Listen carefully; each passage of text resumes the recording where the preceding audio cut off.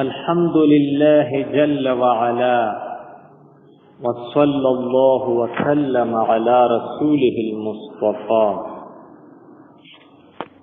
ونبيه المجتبى ووليه المرتضى وأمينه على وحي السماء وعلى آله النجباء وأصحابه الأتقياء أفضل الخلائق بعد الأنبياء، ومن بهديهم اقتدى وبآثارهم اقتفى من المفسرين والمحدثين والفقهاء إلى يوم الجزاء. أما بعد، فأعوذ بالله من الشيطان الرجيم. بسم الله الرحمن الرحيم. وما خلقت الجن والإنس إلا ليعبدون. وقال النبي صلى الله عليه وسلم: الدنيا دار من لا دار لها ومال من لا مال لها ولها يجمع من لا عقل له. اللهم صل على محمد وعلى آل محمد كما صليت على إبراهيم وعلى آل إبراهيم إنك حميد مجيد. اللهم بارك على محمد وعلى آل محمد كما باركت على إبراهيم وعلى آل إبراهيم إنك حميد مجيد. مولاي صل وسلم دائما أبدا على حبيبك خير الخلق كلهم، هو الحبيب الذي ترجى شفاعته لكل هول من الأهوال مقتحم. مولاي صل وسلم دائما أبدا على حبيبك خير الخلق كلهم. جاءت لدعوته الأشجار ساجدة تمشي إليه على ساق بلا قدم. مولاي صل وسلم دائما أبدا على حبيبك خير الخلق كلهم. عزت مند اوریدونکو مسلمانانو،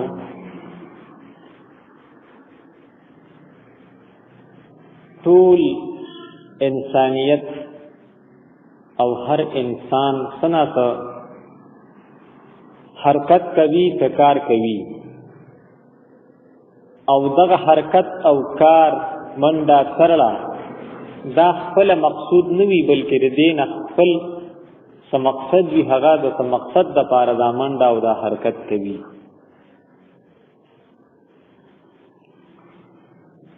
لکه جمعات ته یو سړی راځي نو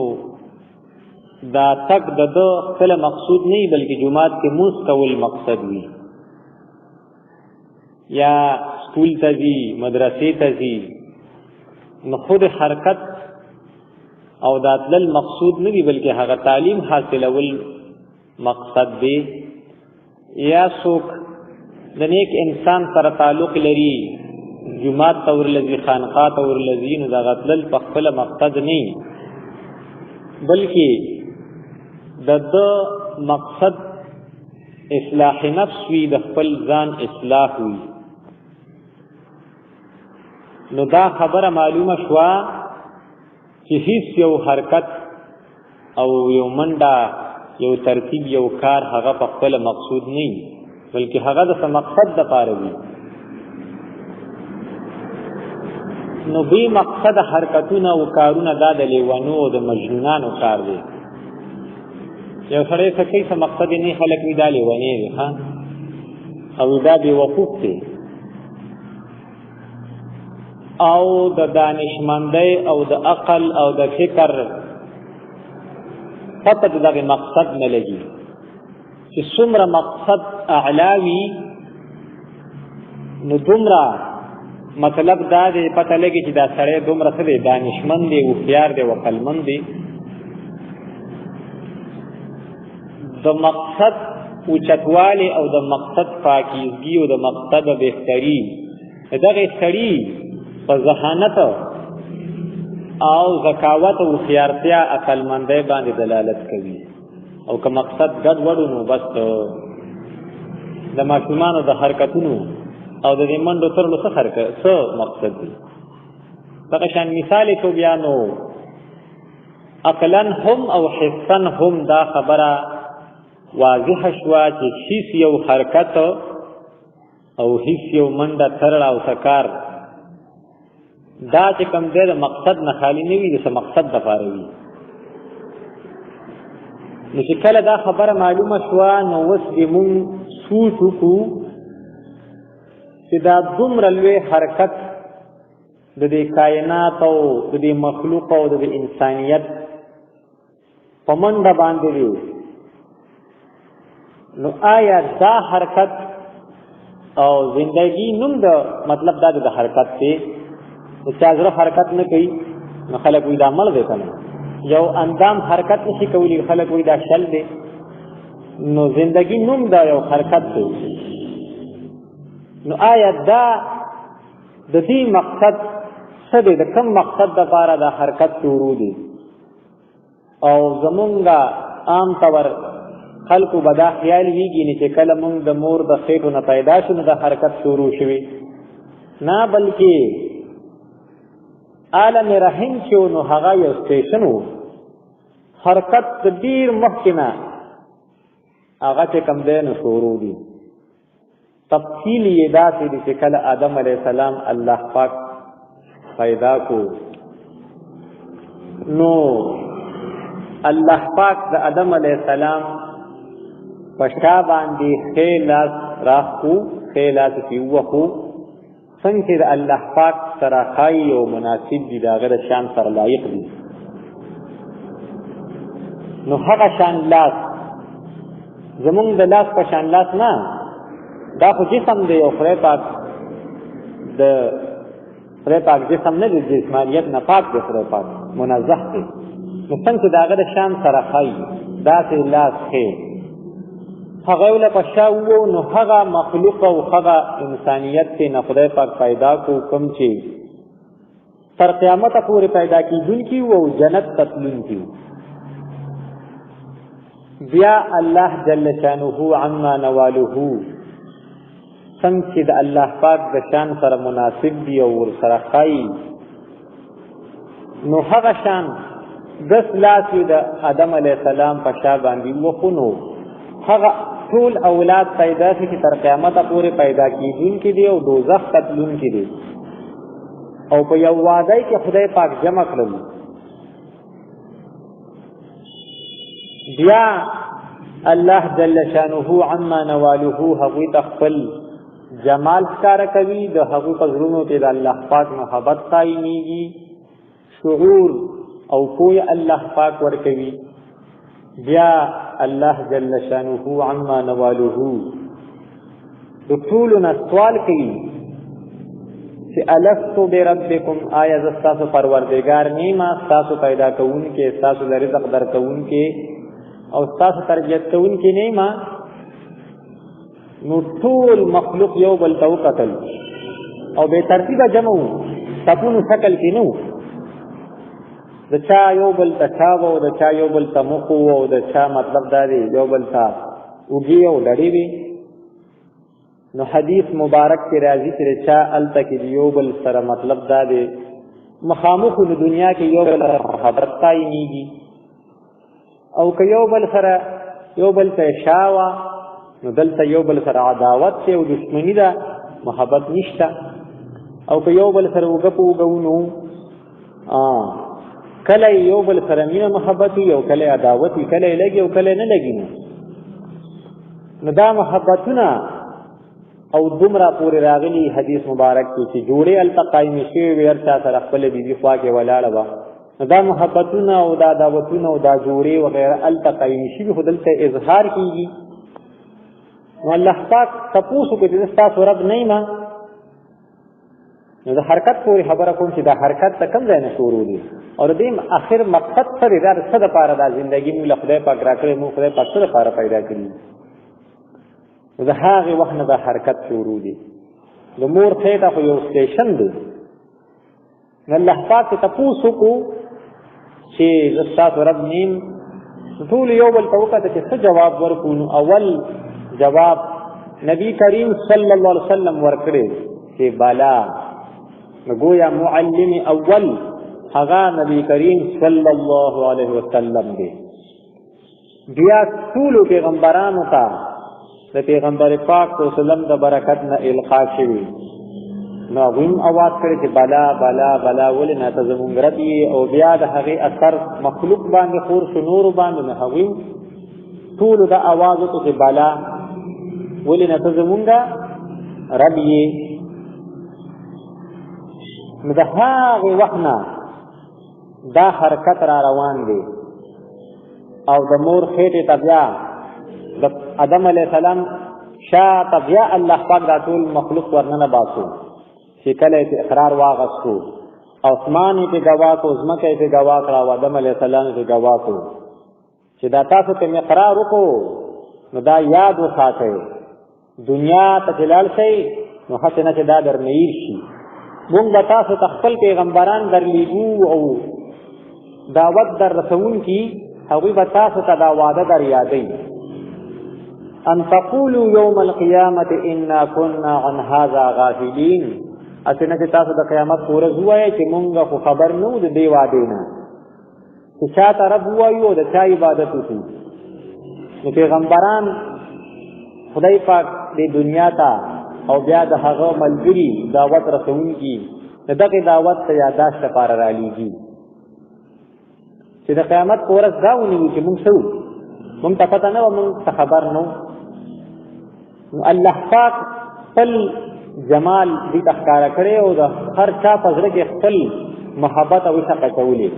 د دنیا ته چې راشي نو هر انسان فطرتاً په خپل زړه کې هغه محبت مومي چې زما یو ذات خالق او مالک شته او هغه یو دی. بیا پیغمبران او دعوت ورکوونکي عالمان د دې لپاره دي چې ته به د خپل محبت اظهار څنګه کوې او د خدای پاک عبادت به څنګه کوې او خدای پاک باندې به څنګه عقیده لرې او خدای پاک به څنګه راضي کوې. نو د هغې وخت نه دا حرکت شروع دی. اولاد در اولاد د پلار شاګانو ته منتقل کیږي او بیا د مور خېټو ته رحمونو ته. نو نهن میاشتې او یا چا قسمت کې څومره خدای پاک لیکلي، امام ضحاک رحمت الله علیه چې پیدا شو نو غاښونه یې راخېټي، 4 کال عمر او خاندلې. نو دغې ځای کې خدای پاک ورله غذا ورکړه او څومره چې دې مخې ته راځي دومره دې ترقي کوي. لکه انسان چې پیدا شو د آدم علیه السلام د شا نه خدای پاک نو میګو په شکل کې و، نو بیا چې عالم رحیم ته راغی نو لږ غټ شو، خوراک یې بدل شو، لږ سوچ سمجھ ته پوه او د خدای پاک ورکړه. نو بیا د دنیا خېټې ته راغی. څه ده؟ د دنیا خېټې ته راغی. نو څومره او د دنیا خېټې ته راغی نو لږ نورم غټ شو، ترقي ده که نه؟ نو مخکې چې عالم رحیم نو هغه وروکې وکړه نو دنیا خېټه څه ده؟ غټه ده. نو په دې کې دې اوس چې کوم دی نو ژوند تېروي. بیا پیغمبران راغلي دي نو موږ ته خبر راکړی چې تاسو به د دې عالم نه عالمي دنیا نه چې دا ډېره غټه ده، یو قسم په کرورونو اربونو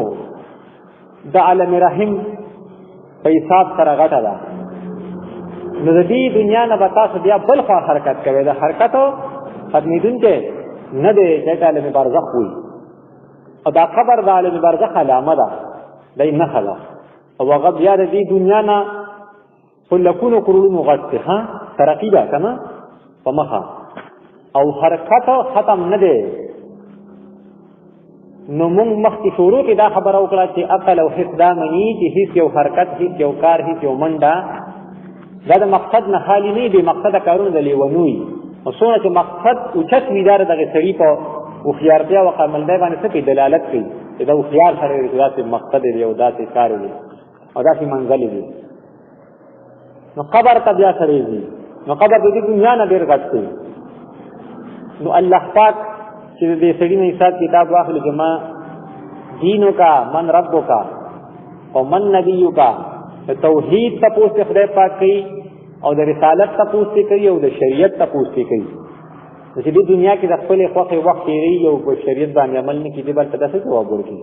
د شریعت پېژندنه نه، د شریعت څه ته وایي او وخت د ده سره نو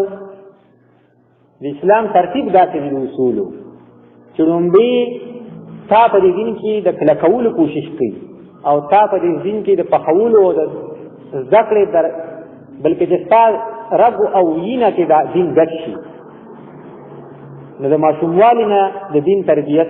هغه د مقصود دی، د شریعت حکم دی. دې چې بالغ کېږي نو دومره ډېر عمر کې دا دین زده کوي یو به زده شوي یو چې عمل پې کوي نو پوخ شوي دی پکې. نو دې نه پس چې کم کار لګي دنیا نه ځي بس هغه ټول کارونو باید د شریعت مطابق یو دین به نه پاتې کېږي. نو خدای پاک او شریعت مونږ د دنیا د کارونو نه منع کوي. مونږ ته وایي چې تاسو پر دین کې پاخه شئ نو څه کوئ نو کوئ، بیا که بادشاهي کوئ که نوکري کوئ که دکانداري کوئ که ډریوري کوئ څه کوئ تاسو نه به زما د دین یو خبره نه پاتې کېږي، یو به مزدی بل به پکې پاخه شوي. نو مونږ وایي دا واړه دي لا نه پوهېږي او بیا چې غټ شي نو وایي دا اوس د پیسو د ګټلو دی ښه دی خر دی ورته دین خو پکې شته نه که نه نه یا به ټاټې وچټوي یا به بل څه کوي څه به کوي نه یا نه مور پېژني نه پلار او نه خدای او نه رسول ښه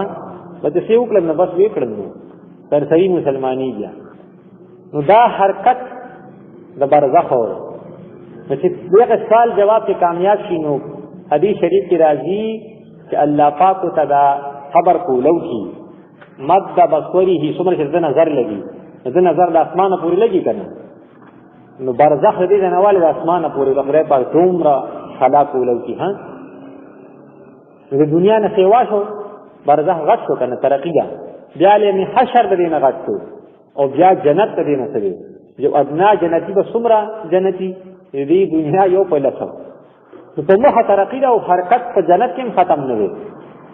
مختلف نعمتونه مختلف لذتونه او داسې مخل به جنتی به پکې چې دی او ته بیا ګوري نو رنګ به بدلی ډیزاین به بدلی څومره ډیزاین راوړي دا امریکایي ډیزاین دی او داسې ګوره چې وروسته به څومره کم ډیزاینونه راوځي ها. خو بل ډیزاین چې یو ډیزاین ختمیږي او بل راځي چې بیا ګوري نو دغه ډیزاین به دوباره نه راځي. انسان تجدد پسند دی که نه دی نوي شیزونه خوښوي خو چې په مخه په یو کور کې اوسي او یو شی یو خوراکي په مخه دله غوښه ورکوي په مخه له ساګ ورکوي په مخه له پیسې ورکوي په مخه د جوارو ورته یا د غنمو دی تنګېږي بیا دې څه کېږي نو هلته دغه شی نشته نعمتونه او لذتونه به بدلېږي ها نو هلته به هم دا حرکت شروع وي. نو آیا چې د عالم الستونه دا حرکت شروع دی او تر د جنته پورې او بیا هم ختمېدونکي نه دي نو معمولي حرکت د هغې خامخا څه مقصد وي. نو دا دومره لوی حرکت د دې مقصد څه دی؟ حرکت خو پخپله نه مقصود که نه د هغې څه مقصد وي څه منزل وي ها. فرض کا د عالم الستونه دا خلک شروع شوي دي او تر جنته پورې دي او دنیا کې په منډه دي د دې مقصد روټۍ شوه ښه شوه. نو آیا چې وګورو چې دا روټۍ د دې ژوند مقصد کېدی شي او که نه څومره چې دا حرکت دی او څومره چې دا زندګي ده نو مقصد دومره پکار دی چې دا څومره اوږد دی چې داسې هغه پې د پاسه کېږي چې دومره وي چې دومره هغه هم اوږد وي او مستقل شي وي عارضي نه وي چې عارضي نه مستقل وي او د دې مقصد هم رهي. اوس که عارضي نو دا خو بیا حرکت لاشته او مقصد ختم شو نو دا خو د حکمت خداوندي خلاف خبره شوه. او که مستقل نشه نو حرکت مستقل دی او هغه کوم مقصد چې دی مستقل نه دی نو بیا د حکمت خداوندي نه څه شوه خلاف شوه. نو فرض کا روټۍ پیسې ګټل کور جوړول دا مقصد شو نو انسان ته بیا شرف المخلوقات ولي که دا خوراک کول مقصد شي نو ځناور د انسان نه ډېر خوراک کوي نو په کار دار چې د انسان ته څه ویلی ځناورو ته څه ویلی شوي دي که چېرته دا د کمال خبرې پوه شوې هاتي ته وګوره زمري ته وګوره څومره. بله خبره دا ده چې خوراک عارضي شي دی د دې دپاره دی چې ته پې ژوندی پاتې شي نو چې خوراک د دې دپاره دی چې ته پې ژوندی پاتې شي نو چې ته ژوندی پاتې شي نو ستا دا ژوند د څه دپاره دی مقصد څه دی؟ په څوک دا اعتراض وکړي چې یاره مونږ خو غوښه کور ته راوړو نو تړکاو ته وکړو بینډۍ راوړو نو مطلب دا دی پخې کړو غوړي پکې واچو مزېدارې شي نو مونږ په ډېرې ډېر ځناورو نه ښه یو اګر چې زمونږ ډېر خوراک کوي میښې وغیره. نو جواب دا دی چې هغوی په اصل حالت کې خوري ته خو غوښه راوړي نو بلا لکل فطر پکې واچوي مالګې مسالې او بلا مرضونه د پکې پیدا کړي خپل خوند یې وکړي هغوی په خالص حالت کې خوري ها. دای چې کوم فائدہ راغلی تا ډیر نصیب کیږي او تاسو ماته نو دا شوګان چې دې سرګان نه خوري تاسو صرف وته تړکاو کړو څه تل کو خراب دی کو ها او دا چې کوم دینو د ازمري وغیرہ دا چې د نور شي نه د خوراکونه کوي زمونه سیوا کوي که پرس کا خوراک مقصد شي نو بیا خو دا زناور څخه دل پکار دي اشرف المخلوقات پکار دي نو کمال په خوراک کې نه دی بلکې په نه خوراک کې کمال دی چې یو سړی یو خلکو ته پته ولګي چې را دې بالکل خوراک نه کوي او ټول دنیا به ورپسې شي وي بچې دا خو چکلویز برګ دی ها او پرشتي څه خوري یو ګنده او تورې وه خوري نه خوري کنه او دای به دم ژوند دی نو کمال په څه کې دی په نه خوراک کې پوهې به کنه نو نفس کمزوری کیږي او روحانیت کیږي اوچتیږي نو سړیونو هغه د لوګي نمبر شوخه خلکو نه سوال کوو خو چاته نه ورکوي نو تک شو دغه شو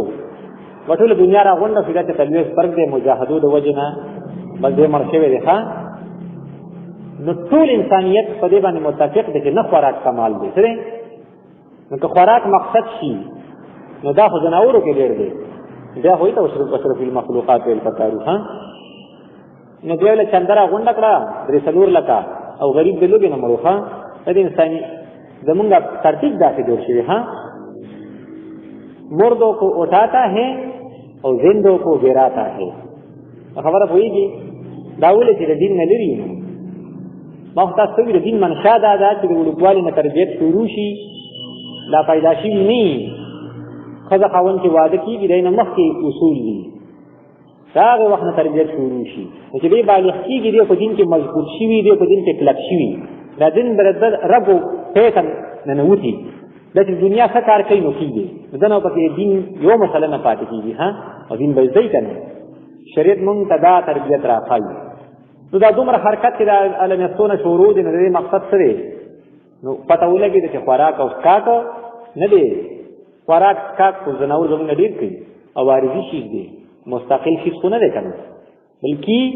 نه خوراک کوي دا کمال دی نو خلکو یې څنګه څنګه راغونډ کړه اي خاص چاندا تیرول نن کې فرصو چاندا تیر کنه بیا هغه هات نه ګډه وډه کوچه ته باران وړه کار څه چلو شو نو چاند تیرول کې خو څه چاند تیر سیبو نو خلک په دې متفق دي یره نه خوراک کمال دی نو که پر کدا مقصد شي نه دا مقصد دی خوراک کا او تر کوم ځای پورې دی په قبر پورې دی نو اخوا ژوندۍ حرکت شروع دی او دغه مقصد تا پاتې شو نو مقصد دومره پکار دی چې حرکت مطابق وي کنه ها نو هر انسان په تلاش کې دا حرکت شروع دی او حرکت مقصود نه دی بلکې دا غي نه ځاله یو مقصد تاسو جمعه تراله نه راتله مقصود نه وو بلکې دلته عبادت مقصود دی کنه زما استاد ژوندۍ کې پرس کدا عزت مقصود شي عزت په واقعي ځکه عزت نه خلک روټه قرباني کوي خلک روټه ورکی خو خپل عزت بچ کوي پیسې ورکی څه بچ کوي عزت بچ کوي نو راشي چې وګورئ دا مقصد کیږي شي کنه دا مقصد نشي کېدی عزت څه ته وایي چې دا بل سړی چې دا ډېر ښه سړی دی او اوچت سړی دی دا خو یو خیالي څیز شو او حرکت حقیقي او یقیني دی دا د زندګي د عالم الاسطونه چې د حرکت او ترتیب شروع دی په قبر کې او حشر کې به جنت پورې نو یو حقیقي شی دی او دا خیالي شی دی نو دا بیا د خدمات خداوندینه خلاف دی زندګۍ مقصد عزت حاصلولو نه دی کله سړي خیال نه کو نو ته بیا حقیر او سپک دی او کپرس کدا سړی نه نو ته به هیڅ نه چې دا بل سړي خیال وکړي بلکې اصل کې عزت د خدای پاک په دربار کې مقبولیت دینوم دی رسنوم دی ردی ته سړي ته چې لکه ما ته خوایا او زما خوایا نو کینه پاسه به طالب استاخو وي کنه نو مخکې لږ ذلیل وي او څه کړي سړي ته وایي چې رقم دې تلات زما صفات کوا نو څه ذلیل شي او کفارت کا ډنډه دی په خلکو په سره واغه چې زما عزت کوي نه یو پتا پس داغې نه وګړه ډنډه راوایي نو مخکې لږ ذلیل وي اوس به څه کی ذلیل کی ها اصل عزت د خدای پاک په دربار کې مقبولیت حاصلولو دی چې څنګه خدای پاک راضي شي نو جبرائیل امین ته وایي چې ته نظر راضي نه دی بندنه کم ته راضي شه هغه بیا نور فرښتو ته وایي چې زه ته ناراضي ما دا کس زما خوښ دی، نو دا وینا چې دا در دې خبرې دلیل دی چې د خدای پاک هم خوښ دی، چې جبرئیل امین خوښ دی. نو تاسو مو سره مینه محبت شروع کړئ، نه مو سره مینه شروع کړي، نو د هغې اثر د دنیا فرښتو ته راشي، نو د دنیا فرښتې سره مینه محبت کوي، نو د هغې اثر په اولیاء کرامو زړونو ته منتقل شي. نو اولیاء کرام او نیکان خلک د دې کس سره څه شروع کړي؟ مینه او محبت شروع کړي. نو بیا چې څوک نیکانو خلکو لذي، نو دغه نیکانو د خلکو د زړونو اثر عامو خلکو ته خور شي. د عامو خلکو په زړونو کې دغه نیک کس پیدا شي، عزت او محبت پیدا شي. نو که د څه وجې نه ستا عزت یې هغه ختم شي، پرس که کرسی ده اقتدار دی، نو بس بیا بله ورځ به د څوک نوم نه اخلي. ها پوه شوې؟ د اقتدار، عزت، دولت، خوراک څښاک دا هم د دې دومره لوی حرکت څه نشي کېدی، مقصد نشي کېدی. ځکه چې د عزت ستا د کوم ځای پورې دی؟ د قبر پورې. او خواله حرکت او زندګي څه ده؟ شروع ده. ستا دا بادشاهي د کوم ځای پورې ده چې ته مړ شې بیا په تاسو کوي، بس ختم شوی که نه. هغه چې چا د بادشاهۍ د وجې نه قدر کوو، د مالدارۍ د وجې نه کوو، هر څه د وجې نه شو چې ته مړ شوې، نو روح دې ملک الموت وروښه او غوښه دې چې کوم دی نو چا وخوړه په قبر کې؟ چینجو وخوړه او وډوکي دې چا وخوړل؟ هغه خاور وخوړل. څه وخوړل؟ خاور وخوړل. ښه، او خدای مکه که بد عملی او د عملونه دا ټول نه خطرناکه خبره ده، دا د نه قرضداري او پردي خلک اوسي، بیا به څه شي؟ تباه برباد کړي. نو چې انسان مړ شي، دې تقسیم شي، دې څه شي؟ د تقسیم شي، دې مړ شي. ښه، څلور پنځه ځایه شي. نو آیا د زندګۍ مقصد څه شي؟ چې نه عزت شو، هر سړی په عزت پسې منډې وي، او نه خوراک څښاک دی، نه اقتدار دی، او نه جاه و جلال دی. ځکه چې حرکت د عالم الستو نه شروع دی او تر جنت کې، په جنت کې هم حرکت نه ختمېږي. نو قرآن پاک او دین شریعت مونږ ته ښوولې چې ستاسو د پیدایش مقصد څه دی؟ وما خلقت الجن والانس الا لیعبدون. ما انسانیت او د انسانانو او جنات نه څه دپاره پیدا کړي؟ الا لیأکلون چې خوراک کوي، الا لیعزون چې عزت حاصل کړي، که نه الا لیعبدون چې زما څه وکړي؟ اوس عبادت یو داسې مقصد دی چې څومره حرکت کوي، نو دا چې د پاسه کېږي نو راضي کړي. ها، عالم الستو کې ټولو خلکو اقرار کړی، او بیا چې پیدا شي او کلمه وي مسلماني، او بیا تر د قبر پورې دی مسلمان دی عبادت کوي، نو دین چې د بنده ځای نو 24 غنټې دی په عبادت کې، 24 غنټې دی راځي، 24 غنټې دی په څه کې دی؟ ثواب کېږي که نه؟ 15 وخت مونځ دی، خو د ذکر چوټي نشته، د مونځ چوټي شته نورو اوقاتو کې، نو ذکر دی په مخه کوي، کله تلاوت کوي، کله د مور پلار ادب کوي، کله په چا سلام اچي، په لاره باندې په ادب سره دی نظر ښکته ساتي، او چې څومره دې ګرځي راګرځي ویده کېږي په ښي طرف ته مولي په اودس کې ویده کېږي، نو دا ټول 24 غنټې د په څه کې راځي؟ عبادت کې. او بیا چې قبر ته لاړ شي، نو د پیغمبرانو په باره کې خو نص دی چې الانبیاء واحیاء فی قبورهم یصلون، چې پیغمبران په خپل قبرونو کې څه کوي؟ عبادت کوي. او پیغمبر پاک صلی الله علیه وسلم فرمایي کأنی انظر الی موسی یلبی، ما موسی علیہ السلام ولیدو چې تلبیه ویله حج کوه، او یو کس ولیدو مربوع القامه، حدیث شریف کې راځي، ښکلی تندرست پلنې فیلې والا، نه ډېر دنګ نه ډېر چیتو، او د ګلاب په شانتې تازه مخ، او سړی چې تازه د حمام نه ویږي یو دغه ترې نه ساتي او خوشبو ترې نه خورېږي. نو جبرئیل امین نه تپوس وکړي دا څوک دی؟ وایي چې دا عیسی علیه السلام دی. څوک دی؟ عیسی علیه السلام دی. ها، هغه څه کوي؟ حج فرمایي، طواف کوي. نو د پیغمبرانو په باره کې خو نص دی چې د وفات نه پس هم سره عبادت دی، او عام انسانیت د جذبې په اعتبار سره عبادت کوي. د خو بدن خاورې شي که نه، روح یې پاتې دی، نو روح عبادت نه کوي، روح سره د بدن نه څه عبادت کوي. نو د جذبې په اعتبار سره دې څه کوي؟ قبر کې چې دې کېښودي شي او فرشتې راشي چې ما دینو کا، د شریعت تپوس دې کوي، او من ربو کا، د توحید تپوس دې کوي، او من نبیو کا، د رسالت تپوس دې کوي. نو چې اوس ته سنت نه پېژنې، شریعت نه پېژنې، هلته بیا څنګه جواب ورکوي؟ نو دې وایي خدای پاک تعالی می لغا صورت مثالی د نور ښکار کی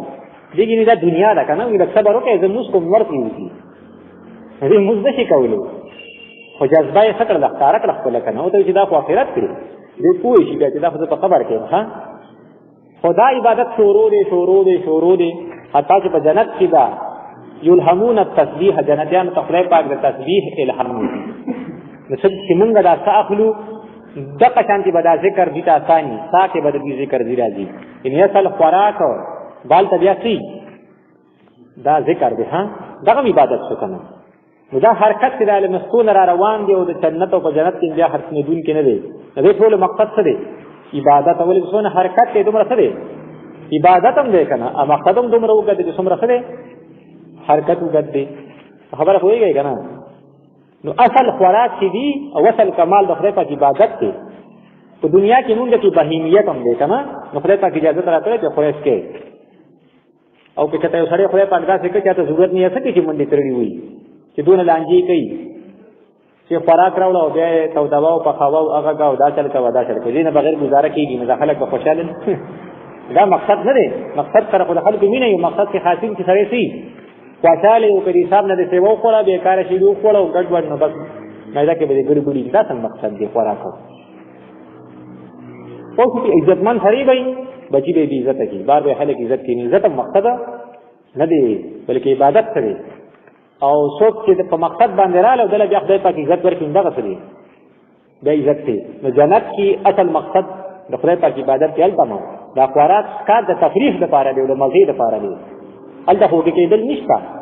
او نستړی کېدل شته خبره وایي کنه کو څوک اعتراض کوي چې دا قرآن پاک کې راځي چې هر څه خدای پاک یادي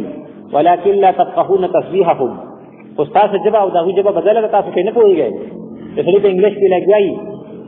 د خپل په حمد ثنا وینو په پوهیږو نه چې ته انګلیش نه ویلي په پنجابي کې په لګیایي برما کې لګیایي بل موږ پوهیږو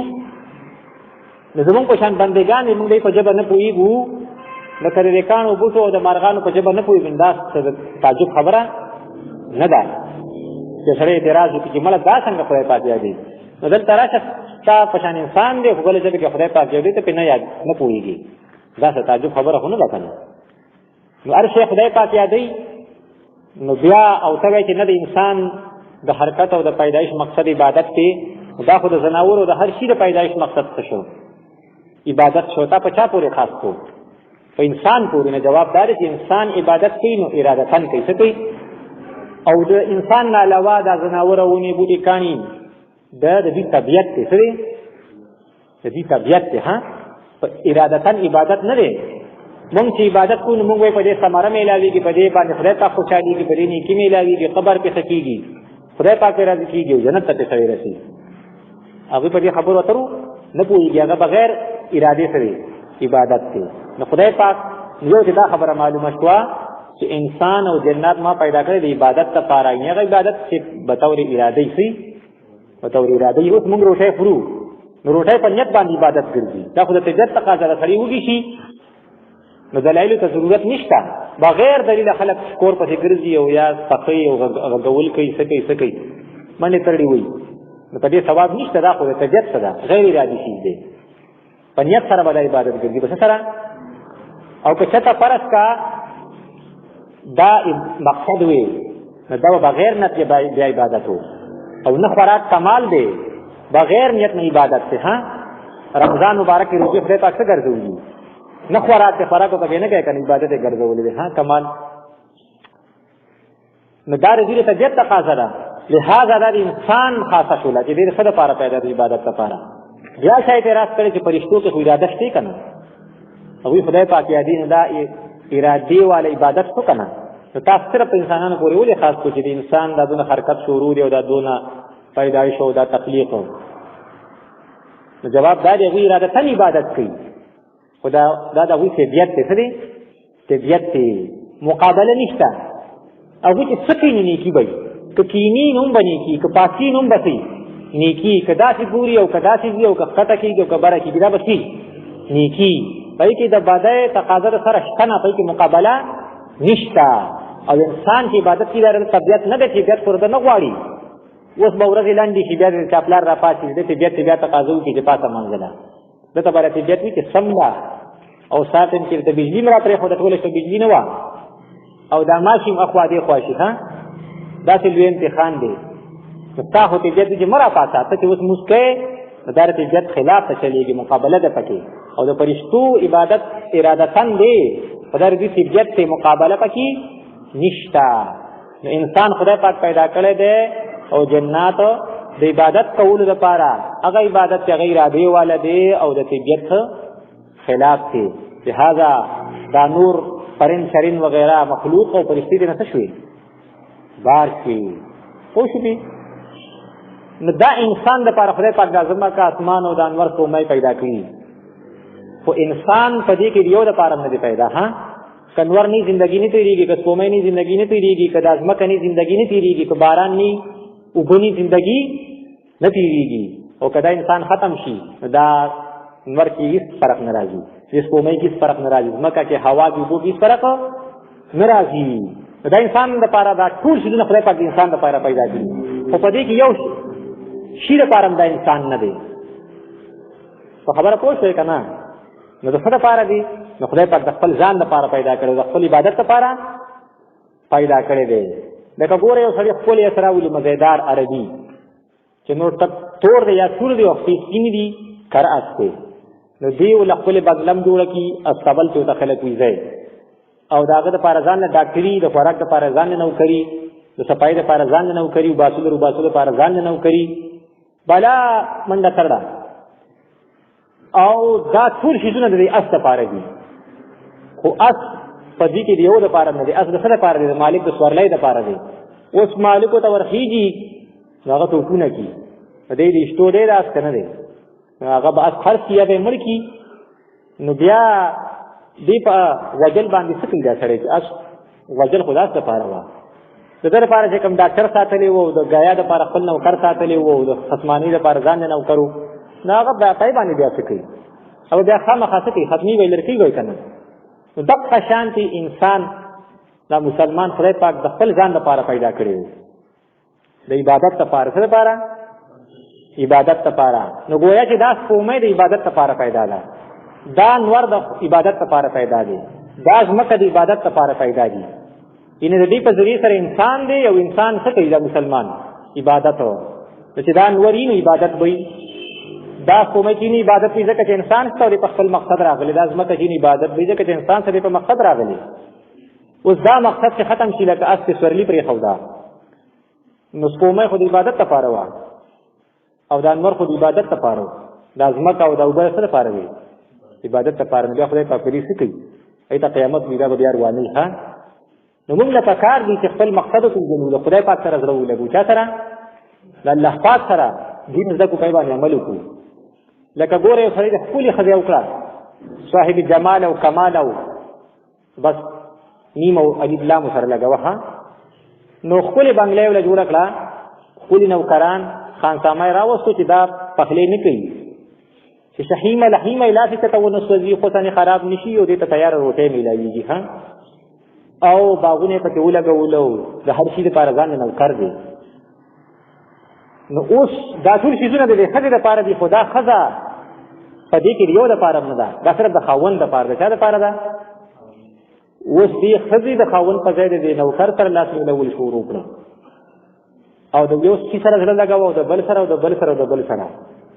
نو یا به یې ډزې باسي بیا به یې طلاقه کړي که نه نو زما او ستا سره د خدای پاک د دې ښځې نه زیاته مینه ده بلکې د مور چې د بچي سره څونه مینه دی نه زیاته مینه ده نو دومره غټ چت یې له جوړ کړی ښه د اسمان په شانه دونه غټه ځمکه اوبه یې ته په ځمکې کې کړي چې ډېر تکلیف نه په هوا کې نه دي کله ضرورت شي نو خدای پاک یې راووري او د ورځې د کار کسب ضرورت وي نو نر خدای پاک راخېږولی دی او د شپې خوب ته ضرورت دی نو مدم رڼا یې څه کړې ده راخېږولې ده نو په دې کې د انسان د یو دپاره هم نه دی او دا ټول شیزونه د انسان او د مسلمان دپاره دي او دې د خدای پاک د عبادت دپاره دی ښه نو څنګه چې ښځه د خپل خاوند نه مخ واړي بل خوا ګوري داسې د مسلمان د خپل مقصد نه ووړېږو د ځمکې سره ولګېږو د انور سره لارې موټر سره دې سره زړه ولګو بس دې څه کېږي دې د ویشتو دی یا د ختموو دی ښه نو داسې وخت به راشي چې بیا به د مقصد ختم شي د خدای پاک عبادت نو دا دسترخوان او دا وټل دار څه بشي ختم شي ځمکه اسمان دا بخره پاک تبو برباد کیار څه بشي قیامت بشي خبره هویږي کنه نو زمون د اسلام او د دین مقصد دا نه دی چې تا د کاروبار نه واړی تا د نوکرۍ نه واړی تا د بادشاہۍ نه واړی مقصد یې دا دی چې ته پیدا شوې بلکې پیدا شوې نه چې واده کیږي د لکه د جنې د هغه وخت نه اولاد تربیت شروع کیږي ها چې د بلوغ پورې زی د شریعت اصول دا دي چې د دې تربیت وشي د دې دین زده شي او په دې کې د عمل ورننه وځي د دې یې تر د هډوکو تر د یو څو تر د دین ورکوشي د دې نه پس کده بیا نوکری کوي که مطلب دا د کاروبار کوي او که هر څه کوي نه ته به دین زدای او دغه برا دین نه نوتی نو هیڅ یو کار کې نه بیا دین یو حکم نه پاتې کیږي با د دین حکم به نه پاتې کیږي او چې د خدای پاک سره د زړه لګیدلی بیا ته کوم یو کار کوي پای کې څومره برکت او څومره به پکې مزي نو خدای پاک موږ رسول لپاره پیدا کړی د خپل عبادت لپاره او چې په کومه طریقه خدای پاک موږ ته خای چې ژوندۍ دا تیرې کې په دې باندې موږ ژوندۍ تیرو نو کار به بیا کیږي او کنا دا سینې به کیږي کار به خرابېږي بیا څه کیږي نو خدای پاک تاسو سره ما وعده کړی چې تاسو په مقصد باندې راځي عبادت کوئ نو ان الله هو الرزاق ذو القوة المتين رزق بدل زدر کوما او طاقت بدل زدر کوم طاقتونه رزقونه به چا سره دي الله پاک سره نو سره رزق شته خو اطمینان او سکون او صحت ور پکې نشته روټي مونږه خوري چې څه شي خورو هغه ولټه څه ګرځي وباله ګرځي که بچی دي که اولاد دي که دولت ته او سکون او سهولت او اطمینان قلب ور سره نشته دا ولې چې موږ څه پرې خو دي بل مقصد هم پرې خو دي ها هغه وخت نه وعده مونږ د خدای پاک سره کړی چې ته زمونږ را دی او زه پیغمبران درلېږم او تبلیغان به درلېږم او دعوت دررسون کی ان تقول یوم القیامت انا كنا عن هذا غافلین اذا قیامت ورځ بیا دا ونه وایي چې موږ نو خبر چې رب چاته وایو او څنګه د چا عبادت وکړو د پیغمبران خدای پاک ډېر پار راولېږل چې په عالم الستو کې زمونږ په ځای کې کوم محبت اچولې چې دې طریقه راوښایي چې ته به خدای پاک څنګه راضي کوي او د خپل عشق او د محبت اظهار به څنګه کوي دا جمعې کدي پرس کا امام لګي او کدا ترجمه کیږي او کدا تبلیغ والي او کدا څومره د دین خدمتونه دي نو دا دغه وعده یادولو لپاره دي ها نو حجت تمام دی کو سوګوي چې د صحیح اسلامي ژوندۍ ډیره کوم زماده بچو داسې تربیت وشي نو د ورکوالي نه د خپل بچو تربیت شروع کی بلکې چې دا وادي نه کړي دا د وخت نه تربیت کی شروع کی نظر ابدي کې غټي کې دین به زيو د بدن ته بدن وتی کدی هر یو کار کې دنه بر دین یو حکم من پاتې کیږي دا ولې موږ ته مشکلات دي په دې وخت کې او څه مخالف کا خو که څوک غواړي دا خپل مسائل حل کړي او ذکر وکړي نو موږ له څوک رانه له یو په زور راټینګو بل راټینګو نو بیا قیامت په ورځ به ګورځا خپل په ښکارا وایي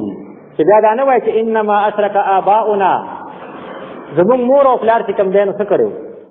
شرک کړو په بد عملو کې اخته وکنا ذریه او موږ ما شومانو او زمونږ نه مخکې تیر شوی موږ ته نو خولي نو دی وجه نه موږ په ګډو وړو سر شو نو خدای پاک وی په قرآن پاک کې راځي نو ویلي چې حجت تمامه ارث قرآن حدیث عالم پیغمبرانو سلسله ختم شوی تبلیغانو دعوت والا تر قیامت پورې دي دا به جاری چې په تا باندې حجت شي تام شي هر چا دا خبره ووري راځي مخکې په ما باندې بیا پتا ټول باندې او کورونو کې څو کوري باندې حجت څه دي تام دي نو خدای پاک درازي کول کوشش کیو په مقصد باندې راشي الله پاک د عمل کولو توفیق راکړي